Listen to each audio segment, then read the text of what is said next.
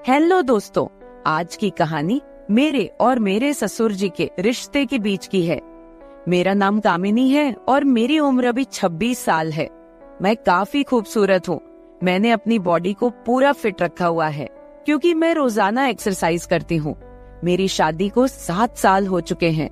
मेरे mummy papa ने गरीबी की वजह से मेरी शादी कम उम्र में ही एक अमीर लड़के से करवा दी, लेकिन वो लड़का अक्सर बीमार रहता था।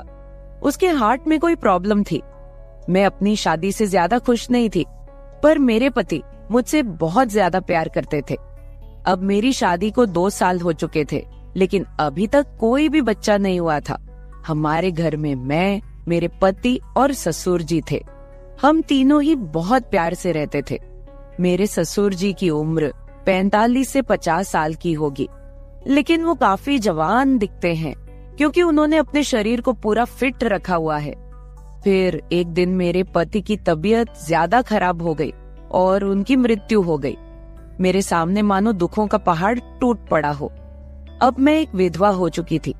धीरे धीरे मेरे पति को गुजरे काफी समय हो गया था। अब मेरे ससुर जी और मैं दोनों ही घर में रहते थे। मैं बहुत ही उदास रहने लगी थी, लेकिन मेरे ससुर जी मुझे बहुत समझाते थे कि कामनी, अब जो होना था वो हो गया है, इतनी टेंशन मत लो, तुम भी बीमार हो जाओगी। मैं तो कहता हूँ कि तुम दोबारा से शादी कर लो, अभी तुम्हारी उम्र ही क्या है। पर साथ ही साथ वो मुझे अजीब सी नजरों से देखते थे। फिर मैं अपना घर चलाने के लिए जॉब करने लगी क्योंकि मेरे घर में अब कमाने वाला कोई नहीं बचा था। मैं दिन भर ऑफिस में रहती और शाम के 7 बजे तक घर आती। ससुर जी का बिजनेस ठीक ठाक चलता था, पैसों की कुछ खास चिंता नहीं थी। फिर भी मैं सोचती हूँ कि खाली घर पर बैठकर क्या करूँगी, इसलिए जॉब करती हूँ और थोड़ा दिल भी बहल जाता है और टाइम पास भी हो जाता है। अब मेरे पति को गए हुए बहुत दिन हो चुके थे, इसलिए मैं उनकी मृत्यु के सदमे से थोड़ा थोड़ा बाहर निकल रही थी। ऑफिस की सहेलियों ने मुझे बहुत समझाया कि तुम शादी कर लो। मेरी एक बहुत अच्छी सहेली है, हम दोनों साथ साथ ऑफिस जाती हैं। एक दिन ऑफिस से निकलते वक्त मेरी सहेली ने मुझे घर पर बुलाया क्योंकि मेरे ऑफिस और घर के बीच ही मेरी सहेली का घर है। तो मैं उसके घर चली गई। हमने चाय पी और फिर इधर उधर की थोड़ी बातें की। मेरी सहेली ने कहा कि क्या तुझे पता है ऑफिस में क्या चल रहा है? मैंने कहा नहीं यार, मुझे उससे क्या फर्क पड़ने वाला है, वैसे भी तो मैं ऑफिस में अपना मन बहलाने के लिए ही जाती हूँ।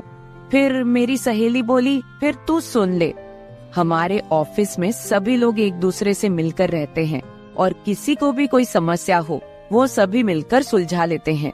देखो, जो काम वाली आंटी है वह विधवा हो चुकी है, लेकिन ऑफिस के लोगों ने मिलकर उनकी शादी करवा दी है। अब वह बहुत खुशी खुशी रहती है और उनका भी एक सहारा बन गया है। मैंने उसकी बातों पर ज्यादा ध्यान नहीं दिया और वहाँ से अपने घर चली आई। मैं थोड़ा थोड़ा अपनी सहेली की बातों को समझ रही थी कि वो मुझे शादी करने के बारे में बोल रही है। फिर मैंने घर आकर ससुर जी को खाना बनाकर दिया और खुद भी खाना खाया। मैं अपने कमरे में बैठी थी, मुझे नींद नहीं आ रही थी। सुबह के लगभग 10 बज रहे थे। आज रविवार था, मुझे ऑफिस नहीं जाना था। तभी मेरे दिमाग में मेरी सहेली के मुंह से सुनी हुई बातें चलने लगी। मैं सोच सोचकर परेशान सी होने लगी। फिर मेरे दिमाग में कुछ आया और मैं अपने ससुर जी के कमरे की ओर चली गई। जब मैं अपने ससुर जी के रूम में गई तो उनके हाथ में एक किताब थी। मुझे देखकर उन्होंने किताब को तकिए के नीचे रख दिया। मैंने देख लिए था कि ससुर जी कौन सी किताब देख रहे हैं। मैंने कहा, ससुर जी आप क्या पढ़ रहे हो? वह बोले, कुछ नहीं बहू, किताब देख रहा था बस। बताओ क्या बात है? मैं बोली, कुछ नहीं। ससुर जी मुझे आपसे कुछ जरूरी बात करनी है। उन्होंने कहा, हाँ बहू कहो क्या बात करनी है। मैंने कहा, ससुर जी बात थोड़ी अजीब है, मैं सोच रही थी कि आपसे कहूँ कि नहीं। उन्होंने कहा, अरे पहले तुम बोलो तो सही, क्या बात है? ऐसा कभी हुआ है कि तुमने कभी मेरे से कुछ मांगा हो और मैंने तुम्हें ला के ना दिया हो? तुम मेरा इतना ख्याल रखती हो, जो भी बात है खुलकर बोलो। फिर मैंने हिम्मत करके ससुर जी को बोला कि अब मेरे पति की मृत्यु को 2 साल होने को आए हैं उनकी मृत्यु के बाद से मैं बड़ी मुश्किल से सदमे से बाहर आई हूँ। अभी मैं घर से बाहर जाती हूँ तो मुझे बड़ी दिक्कत होती है। आपको तो पता ही है कि विधवा औरत की तरफ लोग कैसी नजरों से देखते हैं और उसके बारे में लोग कैसी सोच रखते हैं। आपने मुझे बहुत बार बोला है कि तुम शादी कर लो। मैं चाहती हूँ कि आप मेरे लिए एक पति की खोज करो, क्योंकि अकेले मेरी जिंदगी मुझसे नहीं निकाली जा रही। मैं भी चाहती हूँ कि मेरा भी कोई जीवन साथी हो जो मेरे सुख दुख की बात करे और मुझे बहुत ज्यादा प्यार करे। आपको पता है, एक औरत की कई जरूरतें होती हैं जो सिर्फ पति ही पूरी कर सकता है। बाकी आपको पता ही है कि मेरे माँ बाप तो इतने गरीब हैं कि उन्होंने पता नहीं एक बार मेरी शादी कैसे कर्ज उठाकर की है। मैं अब उनको कोई तकलीफ नहीं देना चाहती। अब मेरे लिए तो आप ही सब कुछ हो। मैं बड़ी हिम्मत करके आपसे ये बात कह रही हूँ। मुझे विश्वास है कि आप मेरे लिए कुछ अच्छा ही करोगे। उसके बाद ससुर जी ने मुझे अपने पास बैठा लिया और मेरे साथ कुछ बातें करने लगे और मेरे सुख दुख को बांटने लगे। फिर ससुर जी मुझसे बोले, बहू, जिस चीज की तलाश तुम बाहर से कर रही हो वो चीज तुमको घर में ही मिल सकती है। अगर तुम चाहो तो मैं तुम्हारी सभी जरूरतों को पूरा कर सकता हूँ। ससुर जी की बात सुनकर तो मेरे होश ही उड़ गए। मैंने बोला, ससुर जी, मैं तो आपकी बेटी सामान हूँ, आप ये सब कैसे सोच सकते हैं? ससुर जी बोले, देखो बहू, तुम्हें पता है तुम्हारी सासू माँ की मृत्यु के बाद से मैं अकेला ही जिंदगी बीता रहा हूँ, और जब से तुम्हारे पति की मृत्यु हुई है तुम भी अकेले जिंदगी बीता रही हो। अगर तुम्हारा इरादा हो तो हम दोनों का अकेलापन दूर हो जाएगा और हम दोनों एक दूसरे के सहारे जिंदगी बिता लेंगे और बाहर किसी को कुछ भी पता नहीं चलेगा। बाकी मेरे जाने के बाद ये सारी प्रॉपर्टी भी तो तुम्हारी ही है और इस प्रॉपर्टी को संभालने वाला भी तो कोई चाहिए। बाकी लोगों की टेंशन मत लो, वो तो जब तुम विधवा की जिंदगी जी रही हो तब भी बातें करते थे और अब भी बातें करेंगे। सच कहूँ तो बहू, मैं तो उसी वक्त तेरा दीवाना हो गया था जब मैंने तुम्हें पहली बार देखा था। फिर मैंने ससुर जी को बोला कि मैं सोचकर बताती हूँ। अगली सुबह मैं उठी और खाना बनाने लगी। अगले दिन मैं ऑफिस नहीं गई, मैं किचन में खाना पका रही थी। तभी ससुर जी किचन में आए और बोले, बहू, आज ऑफिस नहीं जा रही हो क्या? मैंने कहा, नहीं, आज नहीं जा रही हूँ। आज मैंने ऑफिस से छुट्टी ले ली है। आप कहीं जाने वाले थे, गए नहीं क्या? वो बोले, नहीं, आज मेरी तबीयत ठीक नहीं है। मैंने सोचा कि आज घर रहकर आराम कर लेता हूँ। कुछ देर के बाद घर में कुछ मेहमान आ गए। हम लोग मेहमानों के आदर सत्कार में लग गए। मैंने उनसे हालचाल पूछा और उन लोगों से ढेर सारी बातें की। मेहमान के रूप में मेरे चाचा और चाची जी आए हुए थे। जब मैं मेहमानों से बातें कर रही थी तभी ससुर जी बाहर घूमने चले गए। उनकी आदत है कि जब वह घर पर रहते हैं तो वह खेतों की तरफ घूमने चले जाते हैं। फिर थोड़ी देर के बाद मेरे चाचा चाची भी खाना खाकर चले गए। दोपहर के 1 बजे का समय हो चुका था। मेरे दिमाग में ससुर जी की बातें घूम रही थी। मैं सोच रही थी कि इस अकेलेपन के साथ मैं सारी जिंदगी कैसे बिताऊंगी। मैं ससुर जी के साथ रहूंगी तो हो सकता है कि हमारा कोई बच्चा भी हो जाए। और ससुर जी की बात सही है, उनके जाने के बाद उनकी सारी प्रॉपर्टी भी तो मेरी ही है। मुझे ससुर जी की बातें काफी हद तक सही लग रही थी। फिर मैंने ससुर जी को कॉल किया और बोली, ससुर जी, खाना तैयार हो गया है, आकर खाना खा लीजिए। इस पर वह बोले, मैं अभी बाहर हूँ और मुझे थोड़ा टाइम लगेगा। मैंने कहा, ठीक है, मैं जरा बाहर जा रही हूँ तो देर शाम तक वापस आऊंगी, क्योंकि मैंने मार्केट शॉपिंग करने के लिए जाना था। फिर मैं मार्केट चली गई और वहाँ से अपने लिए और ससुर जी के लिए कुछ कपड़े खरीद कर लाई। जब मैं घर पहुँची तो शाम के 7 बज चुके थे। ससुर जी अपने कमरे में सो रहे थे। मैंने ससुर जी को उठाया और वो नहाने चले गए। अब चारों तरफ शांति हो चुकी थी। शाम के 8 बज चुके थे। फिर मैं ससुर जी के पास गई और उनको वो सब बातों के लिए हाँ बोल दी जो उन्होंने मुझे कही थी। ससुर जी मेरी हाँ सुनते ही खुश हो गए। फिर मैं उनके साथ, उसके बाद तो आप समझ ही सकते हैं, जो होना था वो हो गया। मैंने ससुर जी को फिर से अपनी ख्वाहिश बताई और ससुर जी ने मेरी ख्वाहिश पूरी कर दी। हम दोनों ने 1 से 2 घंटे तक एक दूसरे से वो सब बातें की और सारा काम किया। इस तरह से हम दोनों ससुर बहू काफी खुशी खुशी पति पत्नी की तरह रहने लगे। अब मुझे किसी भी चीज की दिक्कत नहीं होती, क्योंकि अब मुझे कहीं भी जाना होता है तो मैं ससुर जी के साथ चली जाती हूँ और हम खूब एंजॉय करते हैं। कुछ दिन बीत जाने के बाद ससुर जी बोले, कामिनी, अब तुम मेरे बिजनेस के बारे में सारा कुछ समझ लो और खुद सारा बिजनेस संभाल लो। फिर मैंने जॉब छोड़कर ससुर जी का सारा बिजनेस खुद संभाल लिया। अब हम दोनों पति पत्नी के जैसे रहने लगे हैं। मैं ससुर जी की हर बात का ख्याल रखती हूँ और वो भी मेरी हर बात का ख्याल रखते हैं। कुछ देर के बाद हमारे घर बच्चा भी हो गया और हमारी जिंदगी काफी अच्छे से चल रही है, क्योंकि ससुर जी ने मेरी हर कमी को पूरा कर दिया है। हमें दुनिया की कोई परवाह नहीं है, कोई कुछ भी बोले, हम लोग अपने घर खुश हैं। तो मेरे प्यारे दोस्तों, अगर आप लोगों को मेरी ये कहानी पसंद आई हो तो चैनल को सब्सक्राइब जरूर कर ले और बेल नोटिफिकेशन ऑन कर ले। एक प्यारा सा कमेंट करके बताएं कि आपको मेरी स्टोरी कैसी लगी। कल मिलेंगे एक और वीडियो के साथ। धन्यवाद। मेरी बेटी ने मुझे अपने घर पर अपने मदद के लिए बुलाया था। जैसे ही मैं उसके घर पहुंची, दामाद ने मेरी स्वागत सत्कार शुरू कर दिया। एक बार तो आधी रात को दामाद अचानक मेरे कमरे में आया। मेरे बगल में आकर उसने मेरी चादर के ऊपर से हाथ फेरते हुए कहा, सासू माँ, आपकी बेटी अब बहुत थकी हुई है, अब वह पुरानी लगने लगी है, अब आप ही मुझे खुश रख सकेंगी। दामाद ने मुझे सांस लेने का भी समय नहीं दिया। वह रात से लेकर सुबह के 3 बजे तक लगातार। नमस्ते दोस्तों, आज की इस कहानी में आपका स्वागत है। मेरा नाम राधिका है और आज मैं आपको अपना और अपनी बेटी की कहानी सुनाने जा रही हूँ, तो दिल को थाम कर सुनिएगा।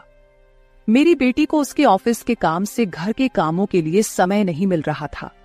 एक दिन उसका मुझे फोन आया और उसने कहा, माँ, मुझे घर के कामों में आपकी बहुत जरूरत है, कुछ दिन मेरे पास आओगी क्या? बेटी की चिंता में मैं तुरंत उसके घर चली गई। मुझे देखते ही बेटी से ज्यादा दामाद खुश हो गए। वे मेरी इतनी सेवा सत्कार क्यों कर रहे थे, ये मुझे समझ नहीं आ रहा था। लेकिन दामाद अचानक से बदल गए थे। मुझे देखते ही मेरी बेटी ने मुझे गले लगाया। उसके पीछे दामाद ने भी मुझे गले लगाया। इससे पहले उन्होंने कभी मुझे इस तरह से गले नहीं लगाया था। अचानक उनमें इतना बदलाव कैसे आ गया, ये मेरी समझ में नहीं आया। जब दामाद ने मुझे गले लगाया तो मुझे बहुत शर्म महसूस हुई। मेरी बेटी सरिता ने अपने पति के इस व्यवहार पर ध्यान भी नहीं दिया। जैसे ही मैं बेटी के घर पहुंची, उसने मुझसे कहा कि वह मेरे हाथों से बनी उसकी पसंदीदा सब्जी खाना चाहती है। आते ही मैं फ्रेश होकर बेटी के किचन में चली गई। उस रात दामाद और बेटी दोनों बड़े चाव से खाना खा रहे थे। खाना खत्म होते ही सरिता बोली, माँ, आज आपके हाथ का खाना खाकर बहुत अच्छा लगा। उसके कहने पर दामाद ने भी हामी भरते हुए कहा, मुझे तो ऐसा लग रहा है जैसे बहुत दिनों बाद पेट भरकर खाया हो। दामाद ने मेरी तारीफ किया तो सरिता ने अपने पति को गुस्से से देखना शुरू कर दिया। वह बोली, सुमित, मेरी माँ के सामने मेरी बुराई मत करो। तुम ऐसा बोल रहे हो जैसे मैं रोज खाना बनाती ही नहीं हूँ। क्या तुम रोज बाहर मेस में खाते हो? उन दोनों के बीच तू मैं शुरू हो गई। तब मैंने दोनों को शांत करते हुए कहा, सरिता, छोटी छोटी बातों को बड़ा मत बनाओ। दामाद तो बस मजाक में तुम्हारे सामने मेरी तारीफ कर रहे होंगे। वैसे भी रोज तो मैं यहाँ नहीं रहती, तुम ही अपने पति का ख्याल रखती हो। शायद वे सिर्फ हंसी मजाक कर रहे हों। मैंने अपनी बेटी से यह कहा क्योंकि मैं दामाद को कुछ कह नहीं सकती थी। खाना खत्म होते ही सरिता हाथ धोकर अपने कमरे में चली गई। मैं डाइनिंग हॉल साफ करने लगी। मेरी मदद के लिए दामाद थे। वे बोले, सरिता को तो कोई परवाह ही नहीं है। माँ, इतने दिनों बाद आप घर आईं, फिर भी वह पहले ही दिन से आपके ऊपर सारा काम छोड़कर मोबाइल लेकर कमरे में चली गई।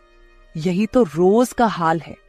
दामाद की बात से सहमत होकर मैंने डाइनिंग टेबल से बर्तन उठाए। तभी दामाद भी मेरी मदद के लिए किचन में आ गए। किचन से जाते वक्त दामाद ने अचानक मेरे हाथ पकड़ लिए। फिर दामाद जी बोले, सासू माँ, सच में आपके हाथों में जादू है। आपके हाथ का खाना खाकर मन बहुत प्रसन्न हो गया। आगे भी मुझे आपके इस तरह के अलग अलग रूप देखने को मिलेंगे। मेरा न कोई साला है और न कोई साली। मेरे ससुराल में तो आप ही एक हैं। अब चाहे साला, साली और बहनोई की हंसी मजाक हो या सासू माँ की देखभाल, ये सभी रिश्ते आपको ही निभाने हैं। अब मैं आपको यहां से जल्दी जाने नहीं दूंगा। मुझे दामाद का प्यार समझ में आया, लेकिन इसके पीछे उनका क्या मकसद था, इस पर मैंने ज्यादा गहराई से सोचा नहीं था। इसी तरह कुछ दिन और बीत गए। मुझे बेटी के घर आए कुछ ही दिन हुए थे, तभी मैंने महसूस किया कि उन दोनों पति पत्नी के बीच कुछ ठीक नहीं था। लगातार 3 दिन से मुझे रात को उनकी बड़बड़ाहट और दामाद की आवाज उनके कमरे से सुनाई दे रही थी। वह बात प्रेम की तो बिल्कुल नहीं थी। उन दोनों के बीच कुछ गड़बड़ थी, ये मुझे साफ महसूस हो रहा था, क्योंकि जब से मैं वहां आई थी मैंने उन्हें कभी साथ में हंसते खेलते नहीं देखा था। एक दिन शाम को सरिता ऑफिस से जल्दी घर आ गई। उसे घर पर देख मैं 2 कप कॉफी लेकर उसके कमरे में चली गई। मुझे उससे थोड़ी बात करनी थी। कॉफी का बहाना लेकर मैं उसके कमरे में गई। मैंने उसके हाथ में कॉफी का कप दिया, लेकिन वह मुझसे बात करने के बजाय मोबाइल में व्यस्त थी। तब मैंने उसका मोबाइल खींचते हुए बोली, सरिता, क्या मुझे यहाँ बुलाने का मकसद यही है कि मैं तुझे मोबाइल खेलते हुए देखूं? मैं आई हूं और तू मुझसे 2 मिनट भी बैठकर बात नहीं कर रही। अरे 2 शब्द मां से तो बोल, और अगर तुझे बात नहीं करनी तो मुझे तुझसे बात करनी है। जैसे ही मैंने उसका मोबाइल छीन लिया, उसका ध्यान मेरी ओर हो गया। वह बोली, बोलो मां, तुम्हें मुझसे क्या इतना जरूरी बात करनी है? तब मैंने उससे कहा, सरिता, तू खुद को इतनी कूल दिखाती है, क्या सच में तू वैसी ही है? क्या सच में तुम्हारे घर का माहौल इतना कूल है? मेरी बातों पर सरिता के चेहरे पर एक सवालिया निशान उभर आया। वह बोली, मां, तुम क्या बोल रही हो? मुझे तो कुछ समझ में नहीं आ रहा। जो बोलना है सीधे बोलो। अब तुम टीचर नहीं हो और ना मैं तुम्हारी स्टूडेंट, जो तुम मुझसे इतने सख्ती से बात कर रही हो। सरिता के कंधे पर हाथ रखकर मैंने उससे कहा, अरे पिछले 3 दिनों से रात को मुझे तुम्हारे कमरे से तुम दोनों की बड़बड़ाहट सुनाई दे रही है। क्या तुम दोनों के बीच सब कुछ ठीक है? अभी तुम्हें बच्चा भी होना है। अभी से ही तुम्हारे बीच अनबन शुरू हो गई है। अभी तो तुम्हें साथ में पूरा जीवन बिताना है। ये सही तरीका नहीं है। मेरी बातों का जवाब देते हुए सरिता बोली, मां, मुझसे कहने के बजाय समीर से कहो, क्योंकि हमेशा वही झगड़ा शुरू करता है। उस दिन भी देखा ना, कैसे वह खाने की टेबल पर मुझे कुछ भी बोल रहा था। फिर वह बोली, मां, अब तुम ही बताओ, मैं ऑफिस में भी थक जाती हूँ। ऊपर से घंटों ट्रैफिक में फंसकर घर आना पड़ता है। अब 3 दिन से तुम घर आई हो तो मुझे थोड़ी राहत मिली है, नहीं तो रोटियां बेलते वक्त भी मेरी आंख लग जाती थी। अब इतनी थकान के बाद भी मैं समीर को कैसे समय दूं? समीर तो कुछ समझने को तैयार ही नहीं है। और वैसे भी तुम्हें यहां बुलाने का आइडिया उसी का था। वह कह रहा था कि सासू मां के आने से तुम्हें भी थोड़ा आराम मिलेगा। तुम यहां आई हो तो उसकी खाने की शिकायतें भी थोड़ी कम हो गई हैं। नहीं तो हर बात में ये ऐसा और वो वैसा ही चलता रहता था। तुम्हें बुलाने से पहले वह कह रहा था कि जब मेरी सासू मां आएंगी तो मैं उनसे सारी ख्वाहिशें पूरी करवाऊंगा।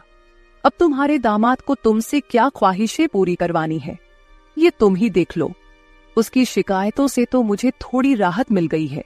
सरिता की बातें सुनकर मुझे लगा कि सच में उसे काम से समय नहीं मिल पाता होगा, इसलिए समीर को खाने पीने की परेशानी हो रही होगी, और शायद इसलिए उन्होंने मुझे कुछ दिनों के लिए बुला लिया होगा। लेकिन दामाद को मुझसे और भी ख्वाहिशें पूरी करवानी थीं, इसका मुझे कोई अंदाजा नहीं था। सरिता की बातें सुनकर मुझे लगा कि उनके बीच सामान्य झगड़े हैं जो वे खुद सुलझा लेंगे। इसीलिए आगे मैंने सरिता को और नहीं समझाया।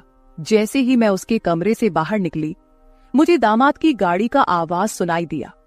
उस दिन समीर भी जल्दी घर आ गए थे। उन्हें घर में देखकर मैंने कहा, आज आप जल्दी आ गए, चलो अच्छा हुआ। आज तुम दोनों बाहर जाकर डिनर कर लो, घर में संभाल लूंगी। उन्हें थोड़ा बाहर घूमने फिरने का मौका मिलेगा, इसलिए मैंने उन्हें डिनर के लिए बाहर जाने को कहा। लेकिन दामाद ने कहा, सासू माँ, होटल जाने की जरूरत नहीं है। आज मेरे बॉस का 50वां जन्मदिन है। बॉस ने जन्मदिन के मौके पर एक 5 स्टार होटल में पार्टी रखी है और हमें खास तौर पर उस पार्टी में बुलाया गया है। समीर की बात सुनकर मैंने कहा, अरे वाह, तो फिर तुम दोनों जल्दी से अच्छे से तैयार हो जाओ और साथ में पार्टी में जाओ। तब दामाद जी बोले, सासू माँ, हम दोनों अकेले नहीं जाएंगे। बॉस ने पूरे परिवार को बुलाया है और आप भी हमारे परिवार हैं, इसलिए आप भी हमारे साथ चलो। तब सरिता भी मुझसे जिद करने लगी। उसने कहा, माँ, घर पर तुम अकेले बैठी क्या करोगी? तुम भी हमारे साथ चलो, तुम्हें भी अच्छा लगेगा। एक तो जब से तुम यहाँ आई हो, मैं तुम्हें कहीं बाहर घुमाने भी नहीं ले जा पाई। मैं छुट्टी लूंगी तो लूंगी, पर अभी तो तुम हमारे साथ बाहर चलो, कम से कम तुम्हारा भी मन थोड़ा हल्का हो जाएगा। उन दोनों का इतना जोर बढ़ गया कि मुझे भी उनके साथ जाने के लिए तैयार होना पड़ा। मैं हमेशा कहीं भी जाती थी तो अपने साथ 1-2 पार्टी वियर कपड़े रखती थी। इस बार भी मैंने पिंक रंग की नेट वाली साड़ी साथ रखी थी। मैंने वही साड़ी पहनकर अच्छे से तैयार होकर कमरे से बाहर आई। जैसे ही मैं बाहर आई, दामाद मुझे लगातार देखने लगे। वो मुझे ऊपर से नीचे तक नजर फेरने लगे। उन्होंने कहा, आज आपको सासू माँ कहने में मुझे शर्म आ रही है, क्योंकि आप किसी भी तरह से उम्रदराज नहीं लग रही हैं।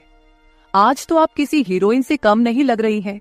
दामाद की बातों पर मुस्कुराते हुए मैं बाहर गाड़ी के पास चली गई। कुछ देर बाद घर को लॉक करके बेटी और दामाद भी बाहर आ गए। दामाद मेरी तारीफ कर रहे थे, लेकिन सरिता का ध्यान उस पर नहीं था। लेकिन जैसे ही पार्टी में गए और दामाद के बॉस हमारे पास आए, उन्होंने मुझे देखकर समीर से कहा, समीर, तुम्हारी साली तो बहुत ही सुंदर है। इस पर समीर कुछ बोलते उससे पहले ही सरिता बोली, बॉस, ये समीर की साली नहीं है, ये तो माँ है, ये समीर की सास है। हमारे रिश्ते को सुनकर बॉस चौंक गए। उन्होंने कहा, आपकी खूबसूरती और जवानी को देखकर ऐसा बिल्कुल नहीं लगा कि आप सासू माँ हो सकती हैं। बॉस ने अपनी गलती स्वीकारते हुए मुझसे माफी मांगी और वहां से चले गए। बॉस के जाते ही दामाद मेरी तारीफ करने लगे। उन्होंने कहा, सच में सासू माँ, आज तो आप सरिता से भी ज्यादा खूबसूरत लग रही हैं। सच में पत्नी तो ऐसी होनी चाहिए। ऐसा कहकर दामाद ने मेरे हाथ पर ताली मारी और हंसने लगे। लेकिन उनकी इस मजाक पर सरिता गुस्से से मेरी ओर देखने लगी। अब मुझे धीरे धीरे दामाद की नजरों का एहसास होने लगा था। कुछ देर बाद हम घर जाने के लिए निकल पड़े। घर पहुंचते ही सरिता और मैं एक साथ गाड़ी से उतरे। गाड़ी से उतरते ही सरिता ने मुझसे कहा, माँ, आज के बाद तुम्हें इतना सजने संवरने की कोई जरूरत नहीं है। थोड़ा अपनी उम्र के हिसाब से रहना सीखो। गुस्से में तीखे शब्द बोलते हुए सरिता पैर पटकती हुई घर के अंदर चली गई। मुझे उसका गुस्सा कुछ समझ नहीं आया। असल में मुझे तो किसी भी बात पर गुस्सा आने का सवाल ही नहीं था। फिर भी सरिता मुझसे नाराज होकर पैर पटकते हुए घर के अंदर चली गई थी। नादान लड़की सोचकर मैंने उसकी बातों को नजरअंदाज किया और घर में जाकर अपने कमरे में चली गई। कुछ देर बाद फ्रेश होकर मैंने रात में सोने के लिए नाइट गाउन पहन लिया। रोज की तरह सोने से पहले मैंने अपने हाथ पैरों पर बॉडी लोशन लगाया। तभी अचानक दरवाजे पर दस्तक हुई। दरवाजे पर दामाद थे। हमारी नजरें मिलते ही दामाद ने कहा, सासू माँ, अंदर आ सकता हूं। ये घर उनका ही था, फिर भी वो कमरे में आने के लिए मुझसे अनुमति ले रहे थे। मैंने कहा, ये घर तो आपका ही है, मेरी अनुमति लेने की क्या जरूरत, आप यहाँ कभी भी आ जा सकते हो। फिर हंसते हुए दामाद कमरे के अंदर आ गए। उन्होंने मेरी ओर देखकर कहा, सासू माँ, सच में आज आप बहुत सुंदर लग रही थी। वैसे तो मैं आपको कभी यह कॉम्प्लीमेंट देना चाहता था कि आप आज भी जवान और खूबसूरत दिखती हैं। कभी कभी सच में आपको सासू माँ कहने में मुझे शर्म महसूस होती है। कभी कभी तो आपको नाम से बुलाने की इच्छा होती है। सच में आप सरिता की बहन जैसी लगती हैं। बाहर कुछ समय पहले सरिता ने जो गुस्से में आपको कहा, वह सब मैंने सुना। उसकी बातों पर ध्यान मत दीजिए। और हाँ, एक जरूरी बात यह है कि सरिता की बातों को दिल पर लेकर आप अपना रहन सहन बिल्कुल मत बदलिए। आप जैसी हैं बहुत अच्छी हैं। दामाद के मुंह से अपनी तारीफ सुनकर मेरे मन में लड्डू फूटने लगे। अगर 45 साल की किसी महिला की तुलना 21 साल की जवान लड़की से की जा रही हो तो जाहिर है वह महिला खुश होगी ही। उस समय मेरे साथ भी वैसा ही हुआ था। दामाद की प्रशंसा पर मैं शर्मा गई थी। उस दिन के बाद दामाद की हदें बढ़ने लगी। 4 दिन बाद मुझे अपनी बेटी के कमरे से उनकी बहस की आवाजें सुनाई दी। मैं अपने कमरे से बाहर झांकते हुए वह सब सुन रही थी। तभी दामाद कमरे से बाहर आते दिखे।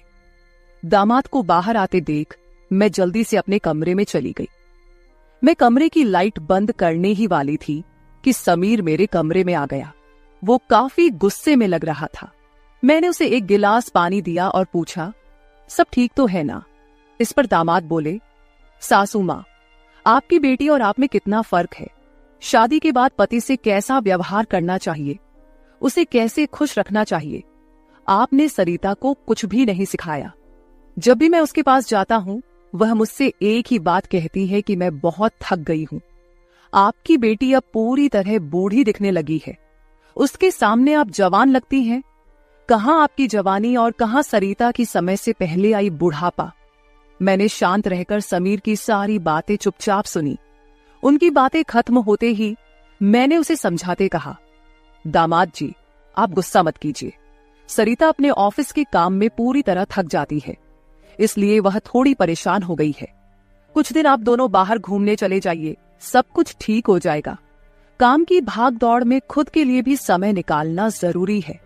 इस पर दामाद बोले, मैं तो सब कुछ करने के लिए तैयार हूं, लेकिन आपकी बेटी को ऑफिस से छुट्टी लेने की इच्छा होगी, तभी मैं भी उसके साथ कहीं जा सकूंगा।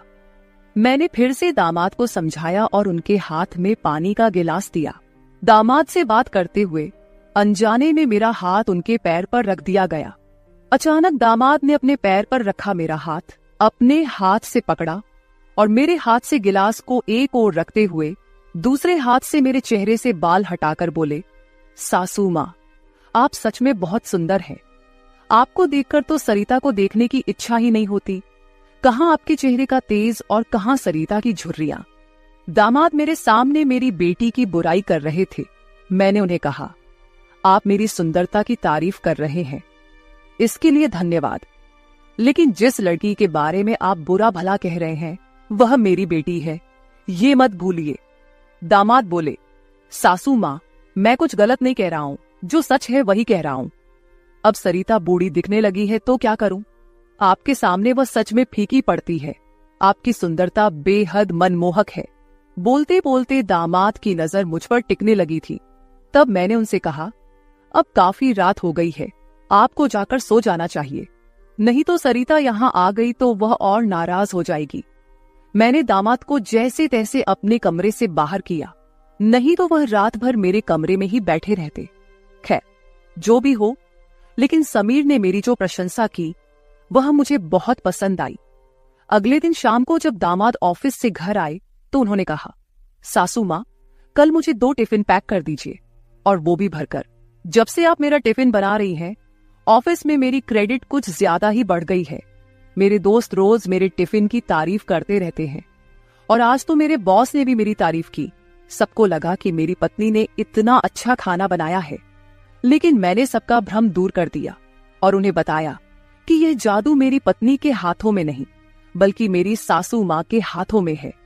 कल मेरे बॉस ने आपसे टिफिन मांगा है, और हाँ, टिफिन के साथ आप भी अच्छे से तैयार रहिएगा, क्योंकि बॉस ने आपको भी मिलने के लिए बुलाया है। मेरे दोस्तों को भी आपसे मिलने की इच्छा है। दामाद मेरी तारीफों के पुल बांध रहे थे, तभी सरिता वहीं बैठी थी। बातें करके समीर डाइनिंग हॉल से बाहर चले गए। मैं भी किचन में रात का खाना बनाने जाने लगी। तभी सरिता ने कहा, माँ, तुम्हें अपने दामाद के सामने ज्यादा कूल बनने की कोशिश नहीं करनी चाहिए। मैंने तुम्हें उसी दिन समझाया था कि तुम्हें अपनी उम्र के हिसाब से रहना चाहिए। अब ना तुम नौकरी करती हो, ना पापा है, तो तुम्हें इन सब नखरों की क्या जरूरत है। कल तुम समीर के ऑफिस जा ही रही हो तो एकदम साधारण और सादगी से जाओ। मुझे तुम्हारा यह टाप टिप रहना बिल्कुल अच्छा नहीं लगता। मेरी अपनी बेटी मुझ पर हुक्म चलाने लगी थी। उस समय मुझे सरिता की बातों पर बहुत गुस्सा आया। मैंने उससे कहा, सरिता, उस दिन मैंने तुम्हें बच्चा समझकर कोई जवाब नहीं दिया। लेकिन अब तुम्हारी हिम्मत बढ़ती जा रही है। याद रखना, मैं तुम्हारी मां हूं, ये मत भूलना। मुझसे बात करते समय अपनी जुबान का ख्याल रखो। एक बात तो तुम्हें भी अच्छे से पता है कि मुझे हमेशा से टाप-टिप रहने की आदत है।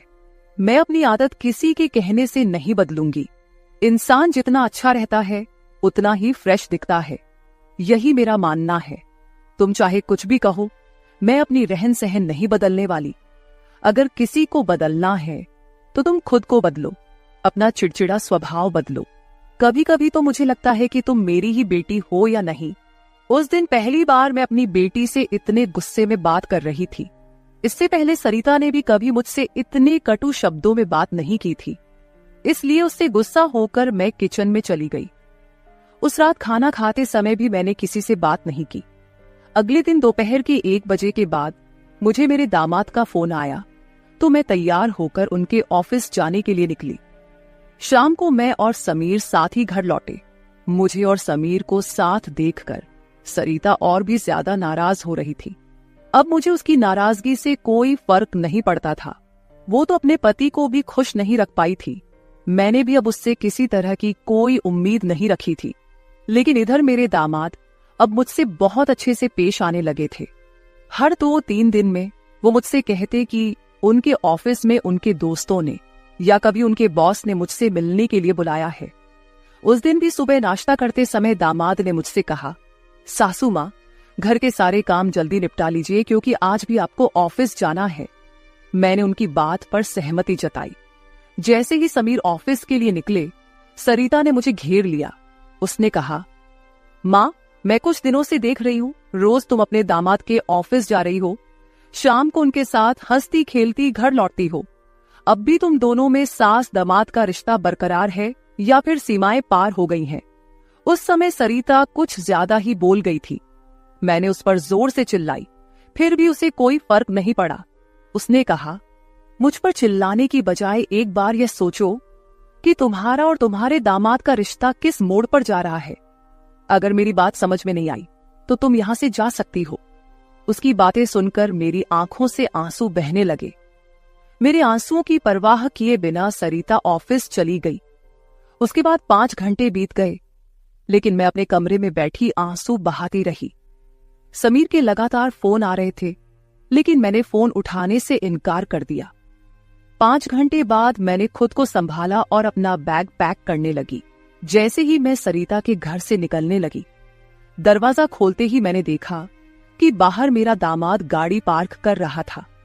मुझे अचानक जाता देख उन्होंने मेरा हाथ पकड़ा और सीधे घर के अंदर ले आए। कमरे में पहुंचते ही समीर ने मेरा बैग खाली कर दिया। वह बोले, सासू मां, ये क्या हो रहा है? आप बिना कुछ कहे यहां से क्यों जा रही हैं?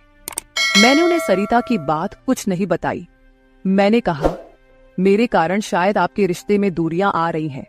अब मुझे भी यहां आए काफी दिन हो गए हैं। मैं अपनी बेटी का घर नहीं तोड़ना चाहती। आप अपने जीवन में खुश रहिए, अब मुझे यहां से जाना चाहिए। मैं फिर से अपना बैग पैक करने लगी। तभी दामाद ने मुझे अपनी ओर घुमाए। फिर मेरे कंधे पर हाथ रखकर उन्होंने कहा, सासू मां, जरूर सरिता ने आपको कुछ बुरा भला कहा होगा। मैंने आपको पहले ही समझाया था कि उसकी बातों पर ध्यान न दे। वह मूर्ख है, उसे खुद को संभालना नहीं आता। मुझे तो लगता कि आपकी बेटी आपसे जलने लगी है। जो लोग जलते हैं वे दुआ नहीं देते, इसलिए आपको भी बेफिक्र होकर ठाठ से रहना चाहिए। समीर मुझे हंसाने की कोशिश करने लगे। मेरी आंखों में आंसू देखकर उन्होंने मेरे आंसू पोंछे और कहा, किसी की बातों से इतना हताश मत होइए, मैं आपके साथ हूं। उनके बोलने में एक अलग ही प्यार था। उस दिन के बाद से रोज रात को जब सरिता सो जाती, समीर मेरे कमरे में आने लगे। अब उनका मेरे कमरे में आना मुझे खटकता भी नहीं था, क्योंकि हमारा रिश्ता एक अलग ही मोड़ पर जाने लगा था। अब समीर मेरे सिर्फ दामाद नहीं रहे। 4-5 दिन से समीर मेरे कमरे में आ रहे थे। कुछ दिन बाद अचानक मेरे मन में ख्याल आया कि अगर सरिता को यह सब पता चल गया तो, इसलिए मैं समीर के सामने यह सवाल रखी। मैंने कहा, समीर, तुम रोज रात को सरिता की नजरों से छुपकर मेरे कमरे में आते हो, लेकिन क्या तुम पक्का करते हो कि वह गहरी नींद में होती है? अगर तुम्हारी लापरवाही के कारण सरिता अचानक मेरे कमरे में आ गई और उसने ये सब देख लिया तो क्या होगा? इस पर समीर ने कहा, सासू माँ, कभी न कभी हमें इस स्थिति का सामना करना ही होगा। जो काम मेरी पत्नी को करना चाहिए था वो आपने किया, इसमें आपकी क्या गलती है? उसे वक्त रहते सब कुछ समझना चाहिए था। अब वक्त उसके हाथ से निकल गया है। आप ज्यादा चिंता मत कीजिए, नहीं तो आपके चेहरे पर भी झुर्रियां आने लगेंगी। आप चिंता मत करें, बस सरिता के सामने इस रिश्ते को स्वीकार करने का साहस रखिए। हम दोनों बात कर ही रहे थे कि अचानक सरिता कमरे में आ गई। मैंने उसका नाम लिया ही था कि वह वहां मौजूद हो गई थी। हम दोनों सास और दामाद एक दूसरे को देखने लगे। सरिता तो हमें साथ देखकर हमारी ओर बस देखती ही रह गई थी। उसने कहा, मुझे तुम दोनों पर पहले ही शक हो गया था। समीर, तुम्हें क्या लगा कि तुम रोज रात को मुझे चकमा देकर जाते हो और मुझे इसका बिल्कुल पता नहीं चलता? मैं तो बस मौके का इंतजार कर रही थी, क्योंकि मुझे तुम दोनों को रंगे हाथ पकड़ना था। अब तो मैंने तुम्हारी सारी बातें रिकॉर्ड कर ली हैं और तुम्हें इस हालत में भी देख लिया है। सरिता बोल ही रही थी कि तभी समीर का फोन बजा। उसने मेरा हाथ छोड़ दिया और कमरे से बाहर चला गया। थोड़ी देर पहले जब वह मुझे समझा रहा था तो उसने मेरा हाथ पकड़ रखा था। कुछ ही मिनटों बाद वह एक शख्स को लेकर कमरे में वापस आया। वह तीसरा शख्स और कोई नहीं बल्कि समीर का बॉस था। उसे आधी रात को घर में देखकर सरिता चौंक गई। उसने बॉस की ओर देखकर कहा, आप इस समय यहां कैसे? बॉस आश्चर्यचकित होकर सरिता को देख रहे थे। तब सरिता बोली, आप यहां क्यों आए हैं ये तो मुझे नहीं पता, पर मुझे अब एक गवाह मिल गया है। वह बॉस के सामने मेरे और मेरे दामाद के रिश्ते के बारे में बकवास करने लगी। तभी समीर के बॉस यानी रघुवीर जी सरिता की ओर देखकर बोले, सरिता, तुम यह क्या बकवास कर रही हो? तुम्हें पता है तुम अपनी माँ और अपने पति के बारे में क्या कह रही हो? अब तो सरिता और भी ज्यादा बकवास करने लगी। तभी समीर उस पर चिल्लाया। उसने कहा, मैं अभी तक सब सुन रहा था। मुझे पता था कि तुम समझदार नहीं हो, इसलिए मैंने तुम्हें कुछ नहीं बताया, लेकिन अब तुम बॉस के सामने कुछ भी बकवास करने लगी हो। शायद अब तुम्हें सच बताने का समय आ गया है। मैं समीर को शांत रहने के लिए कह रही थी, लेकिन उसने मेरी एक न सुनी। वह बोला, माँ, अब और कितने दिन आप यह सब बातें छुपा कर रखेंगी? इस तरह मन मारकर जीवन को सुखमय नहीं बनाया जा सकता। जीना है तो खुले दिल से जियो। आपको किसी से डरने की जरूरत नहीं है, क्योंकि आपने कोई अपराध नहीं किया। समीर ने सरिता से कहा, सरिता, पिछले कुछ दिनों से मैं इस कमरे में आ रहा हूं, ये सच है, लेकिन मैं इस कमरे में क्यों आ रहा था इसका कारण वो नहीं है जो तुम सोच रही हो। इसका असली कारण कुछ और ही है। मैं यहां इसलिए आता था ताकि अपने बॉस को तुम्हारी माँ के कमरे में सुरक्षित छोड़ सकूं। मैं तुम्हारी माँ के साथ नहीं बल्कि मेरे बॉस होते थे। जिस दिन हम बॉस के जन्मदिन की पार्टी में गए थे, उस रात जब हम पार्टी से घर लौटे थे तो मैंने तुम्हारी माँ को उनके कमरे में रोते हुए देखा था। उसी रात बॉस ने मुझसे तुम्हारी माँ का फोन नंबर भी लिया था। उस रात बॉस बार बार तुम्हारी माँ को फोन कर रहे थे। उस रात जब मैं अचानक तुम्हारी माँ के कमरे में गया तो मैंने उनके फोन में बॉस के कई मिस्ड कॉल देखे। अगले दिन मैंने बॉस से इस बारे में पूछा, तभी मुझे सच्चाई पता चली। एक समय था जब तुम्हारी माँ और बॉस एक ही कॉलेज में पढ़ते थे। इतना ही नहीं, उन दोनों के बीच प्यार भी था, लेकिन घर वालों के दबाव के कारण वे अपना जीवन एक साथ नहीं बिता सके। पर किस्मत ने 30 साल बाद उन्हें एक बार फिर से आमने सामने खड़ा कर दिया। तुम्हारी माँ कुछ बोलने के लिए तैयार नहीं थी, लेकिन बॉस की वजह से मुझे उन दोनों के रिश्ते के बारे में पता चला। तब से मैंने जानबूझकर कभी दोस्तों का बहाना बनाया तो कभी बॉस का, ताकि तुम्हारी माँ और बॉस को एक दूसरे से मिलवा सकूं। धीरे धीरे मैंने तुम्हारी माँ के चेहरे पर खुशी देखनी शुरू की। वह भी अपना पुराना रिश्ता जीने लगी, लेकिन तुमने इसे गलत समझा और माँ पर गलत आरोप लगाए। तुम्हारे आरोपों के बाद तुम्हारी माँ ने घर से बाहर निकलना बंद कर दिया। तब से मैंने इस प्रेमी जोड़े की मुलाकात अपने घर में ही करानी शुरू कर दी। तुम्हारी माँ जानती थी कि तुम इस उम्र में उनके और बॉस के रिश्ते को स्वीकार नहीं करोगी, इसलिए उन्होंने कभी तुमसे खुलकर बात नहीं की। लेकिन अब मुझे लगता है कि उन्हें अपनी जिंदगी का फैसला खुद करने देना चाहिए।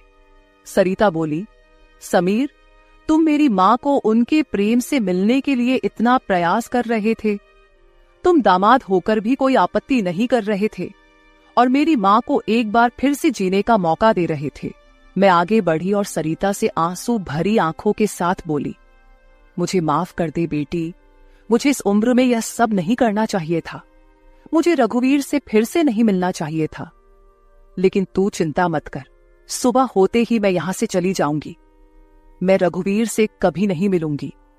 इस उम्र में मुझे यह बातें तुम्हारे मुंह से सुनने से पहले ही मैं यहां से चली जाती हूं। मेरी आंखों में आंसू देखकर सरिता बोली, मां, मुझे माफ कर दो, मैंने तुम्हें समझा ही नहीं, ना मैंने कभी तुम्हारे अकेलेपन को महसूस किया।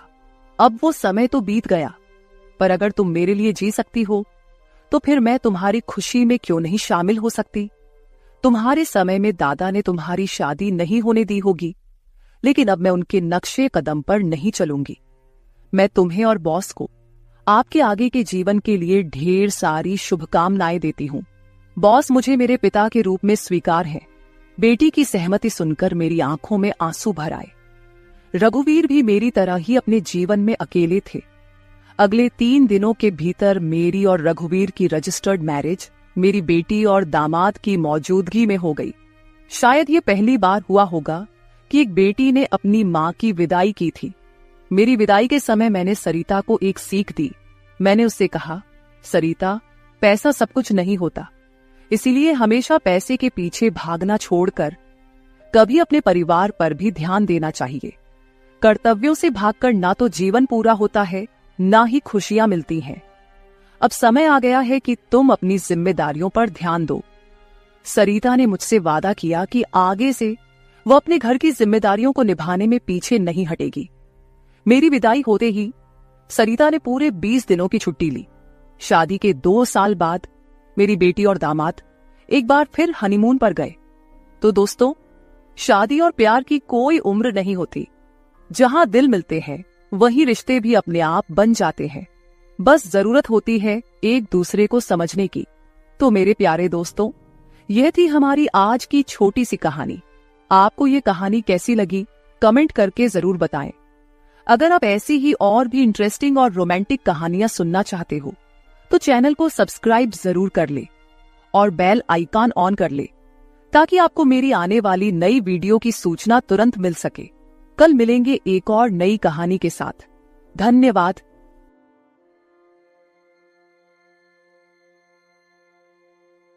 रात के करीब 12 बजे का वक्त था। गर्मियों की रातें थीं और मैं अपने कमरे में सो रही थी। अचानक मेरे कमरे के दरवाजे पर दस्तक हुई। पहले तो मैं थोड़ा डर गई, लेकिन फिर सोचा शायद मेरा भाई ही होगा, क्योंकि घर में मेरे और भाई के अलावा कोई और नहीं था। मैंने उठकर दरवाजे की ओर कदम बढ़ाए। दरवाजा खोलते ही मैंने बाहर झांका, लेकिन वहां कोई नहीं था। मैंने सोचा शायद ये मेरा वहम होगा। मैं वापस बिस्तर पर लेटने लगी।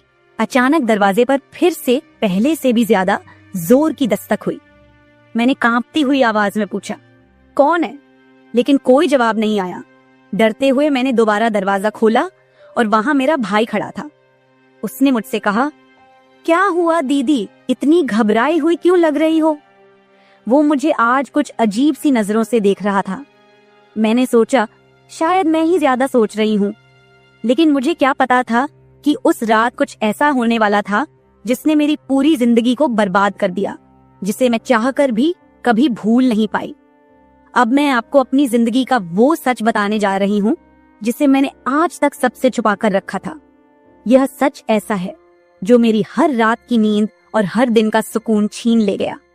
इसे सुनने के बाद शायद आपकी रूह कांप उठेगी। दोस्तों, कहानी सुनने से पहले दिल थाम कर बैठिएगा, क्योंकि कहानी बहुत ही खतरनाक होने वाली है। अगर चैनल पर पहली बार आए हैं तो चैनल को सब्सक्राइब जरूर कर लीजिएगा। तो चलिए कहानी शुरू करते हैं। मेरी उम्र 20 साल हो चुकी थी और मैंने नया नया जवानी की दहलीज पर कदम रखा था। मैं कॉलेज में 2nd ईयर की पढ़ाई कर रही थी। उन दिनों गर्मी का मौसम था और हमें कॉलेज से छुट्टियां मिल गई थीं। रोज की तरह आज भी पूरे घर की सफाई करने के बाद मैं अपने बिस्तर पर आराम कर रही थी। थकान से चूर होकर ऐसा लग रहा था जैसे पूरा बदन अकड़ गया हो। मैं अपने बिस्तर पर लेटकर सुकून पाने की कोशिश कर रही थी और हाथों से अपने सिर की मसाज कर रही थी। अचानक मेरा भाई राहुल मेरे कमरे में आया और दरवाजा बंद करके कहने लगा, क्या हुआ दीदी, तबीयत तो ठीक है? मैंने कहा, क्या भाई, मम्मी सारा काम मेरे सर पर डालकर चली जाती हैं। कॉलेज की छुट्टियां क्या हुई, सारे घर की जिम्मेदारी मुझ पर आ गई है। ऊपर से काम वाली बाई भी छुट्टी पर है। मुझसे नहीं होते ये घर के काम। मेरी बात सुनकर वह मेरे पास आकर बैठ गया और कहने लगा, मेरी प्यारी बहन, कोई बात नहीं, मैं अभी तुम्हारे लिए दूध लेकर आता हूँ, उसे पियोगी तो सुकून मिल जाएगा। राहुल की बात सुनकर मैं मुस्कुरा दी और कहा, बस तुम खाना बाहर से ले आना, मैं थोड़ी देर सोऊंगी तो मेरी तबीयत कुछ बेहतर हो जाएगी। राहुल कमरे से निकल गया। कुछ देर बाद ठंडे दूध के गिलास के साथ वह वापस आया। मुझे उस पर बहुत प्यार आया। दुनिया में बहुत कम ही ऐसे भाई होते हैं जो अपनी बहनों का इतना ख्याल रखते हैं। मैं उसे ढेर सारा आशीर्वाद देने लगी और उसका लाया हुआ दूध पीने लगी। दूध पीने के बाद मैं अपने बिस्तर पर लेट गई।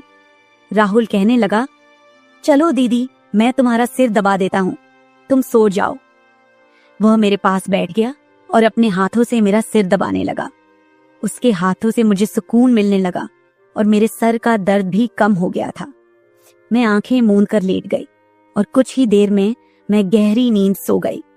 मुझे कोई भी होश नहीं था कि मैं कितने घंटे तक सोती रही। जब मेरी आंख खुली तो मैंने घड़ी पर टाइम देखा। रात के 9 बज चुके थे। शायद थकावट की वजह से मुझे वक्त का एहसास ही न हुआ। मम्मी और पापा भी ऑफिस से वापस आ चुके थे। मुझे कुछ भी समझ नहीं आ रहा था और मेरा पूरा शरीर दर्द कर रहा था। मैं बिस्तर से उठकर बाथरूम जाने लगी। तभी मुझे चक्कर आ गए। मुझे ऐसा लग रहा था जैसे सब कुछ घूम रहा हो और अगर दीवार का सहारा नहीं लिया होता तो शायद गिर जाती। खुद को संभालते हुए मैं फ्रेश होकर बाहर आई। देखा कि सभी खाने के टेबल पर बैठे हुए थे और मेरे आने का इंतजार कर रहे थे। मैं जाकर आराम के साथ कुर्सी पर बैठ गई। मेरी हालत काफी खराब हो चुकी थी और थकावट से मेरा पूरा बदन दर्द कर रहा था। राहुल ने देखा कि मैं थकी हुई हूँ तो तुरंत मम्मी से कहने लगा, मम्मी देखिए, अंजलि दीदी पर काम का बोझ थोड़ा कम डाला करे। अरे, अगर काम वाली नहीं आ रही तो उसकी जगह किसी और को रख ले। यह बेचारी सारा दिन काम करके थक जाती है। देखें तो इसकी रंगत भी पीली पड़ चुकी है। वाकई में मेरी हालत दिन ब दिन खराब होती जा रही थी। मम्मी और पापा दोनों ही काम करते थे क्योंकि सिर्फ पापा की जॉब से घर का खर्चा चलना मुश्किल था। साथ ही हमारी पढ़ाई का खर्च भी काफी था, इसलिए मम्मी भी उसी कंपनी में काम करती थी जहां पापा। हम दोनों भाई बहन कॉलेज जाते थे, लेकिन गर्मी के मौसम में छुट्टियां होने की वजह से घर पर ही थे। मैंने एक बात नोटिस की थी कि पिछले कुछ हफ्तों से राहुल मेरे कुछ ज्यादा ही करीब होने लगा था। जब से मुझे कॉलेज से छुट्टियां मिली थीं, तब से वह मेरा कुछ ज्यादा ही ख्याल रखने लगा था। अगर मैं घर का कोई काम करती तो वह आकर मदद करने लगता। कभी कभी काम करते वक्त मुझे थकावट महसूस होती तो वह मुझे आराम से बिठाकर मेरा सिर दबा देता। जब मैं उसे मना करती तो वह हंसते हुए कहता, नहीं दीदी, तुम बहुत काम करती हो, अब मेरा हक बनता है कि तुम्हें सुकून दो। मैं उसे रोक नहीं पाती और चुपचाप लेटी रहती। लेकिन एक रात जो हुआ उससे मेरे होश उड़ गए थे। क्या राहुल कभी ऐसा कर सकता था? मैं अपने कमरे में सो रही थी। आधी रात के करीब मुझे महसूस हुआ कि जैसे कोई मेरे कमरे में आकर खड़ा हो गया हो। धीरे धीरे वह बिस्तर के पास आ रहा हो और मैं सोते हुए भी महसूस कर सकती थी कि कुछ अजीब हो रहा है। मुझे तुरंत झटका सा लगा और मैंने आंखें खोल दी। कमरा पूरी तरह से अंधेरे में डूबा हुआ था और जब मैंने उठकर देखा तो अंदर कोई नहीं था। बस कमरे का दरवाजा थोड़ा सा खुला हुआ था और मुझे याद था कि मैं हमेशा सोने से पहले दरवाजा बंद करके सोती थी। तो फिर वह कैसे खुला था? मैं चुपचाप उठकर दरवाजे को लॉक करने लगी।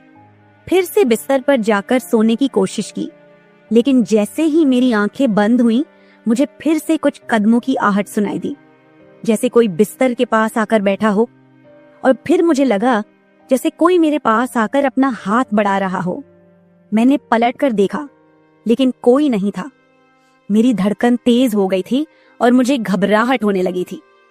मैंने घबराते हुए कमरे की लाइट ऑन की और दरवाजा खोलकर बाहर झांका, लेकिन वहां कोई नहीं था। आज से पहले ऐसा कभी नहीं हुआ था जो अब हो रहा था। मुझे प्यास लगी तो मैं कमरे का दरवाजा खोलकर बाहर निकली। उसी वक्त राहुल भी अपने कमरे से बाहर निकला।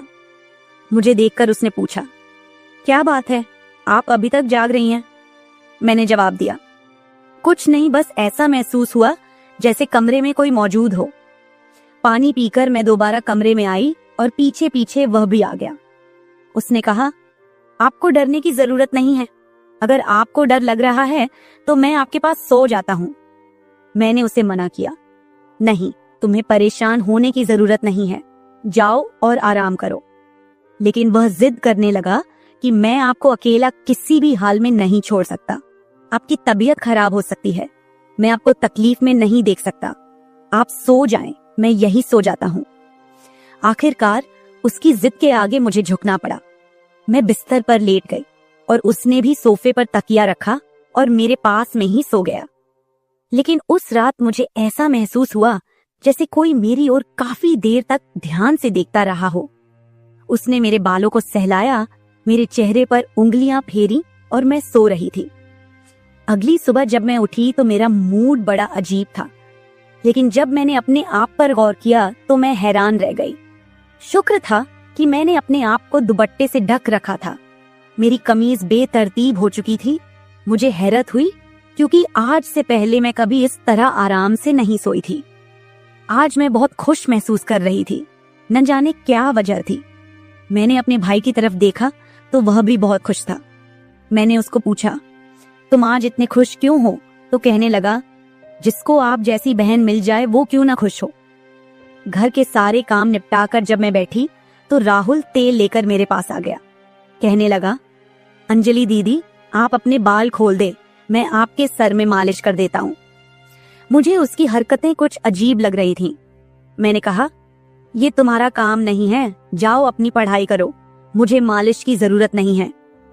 मगर उसने मेरी बात नहीं मानी और खुद ही मेरे बालों से कैचर उतार कर कहने लगा, आप नखरे मत किया करो, किस्मत वालों को ही ऐसे भाई मिलते हैं। जब आपका भाई आपके खूबसूरत रेशमी बालों में मसाज करना चाहता है तो आपको क्या समस्या हो सकती है? आ जाइए, मैं आपके सर की मसाज कर देता हूँ, आपको बहुत सुकून मिलेगा। वह मुझे उठाकर कमरे में ले गया। मैं बेड पर तकिया रखकर लेट गई। मेरे बाल बेड से नीचे लटक रहे थे। वह मेरे सरहाने बैठकर मेरे बालों की मसाज करने लगा। राहुल मुझसे 3 साल छोटा था, मगर मुझे नाम से बुलाता था। कहता, आप इतनी प्यारी हैं कि आपको देखकर दिल करता है कि आप हमेशा इसी तरह मुस्कुराती रहें और मैं आपका लाभ उठाता रहूं। वह मेरे सिर की मालिश कर रहा था और उसके हाथों में जैसे जादू था। मुझे इतना मजा आया कि मैं नींद की वादियों में खोने लगी। तेल की खुशबू भी बहुत जबरदस्त थी। तेल की हल्की हल्की महक कमरे में फैल चुकी थी। मैंने उत्सुकतावश उससे पूछा, ये तेल कौन सा है? उसने मुस्कुराते हुए जवाब दिया, ये एक खास तेल है जो आपकी सुंदर जुल्फों को और भी चमकदार बनाएगा। आपके बालों की खास देखभाल के लिए ही लाया हूँ। उसकी बातें मुझे बहुत अजीब सी लग रही थी। मैं समझ नहीं पाती थी कि वह किस तरीके से बात कर रहा है। मालिश के दौरान कब मुझे नींद आ गई पता ही नहीं चला। कुछ समय बाद जब मेरी आंख खुली तो मेरे पूरे बदन में भारीपन महसूस हो रहा था। ऐसा लगा रहा था जैसे किसी ने मुझ पर बहुत ज्यादा वजन रख दिया हो। मेरी टांगों और हाथों में अजीब सा दर्द था, मानो घंटों तक मैं किसी भारी बोझ के नीचे रही हूं। पूरे बदन में दर्द सरायत कर रहा था। मैं धीरे धीरे उठकर बैठी और चारों तरफ नजर दौड़ाई। मेरे कपड़े हल्के हल्के गीले हो गए थे और पंखा भी बंद था। कमरे में गर्मी का एहसास हो रहा था। मैंने चक्कर खाती हालत में बेड से नीचे कदम रखा, मगर पैरों में जैसे जान नहीं थी। मैंने अपने भाई को देखा जो शांत और सामान्य नजर आ रहा था। लेकिन ये सब क्या हो रहा था? मुझे समझ नहीं आ रहा था कि आखिरकार ऐसा क्यों हो रहा है। बड़ी मुश्किल से खुद को घसीटते हुए मैं बाथरूम पहुंची और फ्रेश होकर आई। आईने में अपनी हालत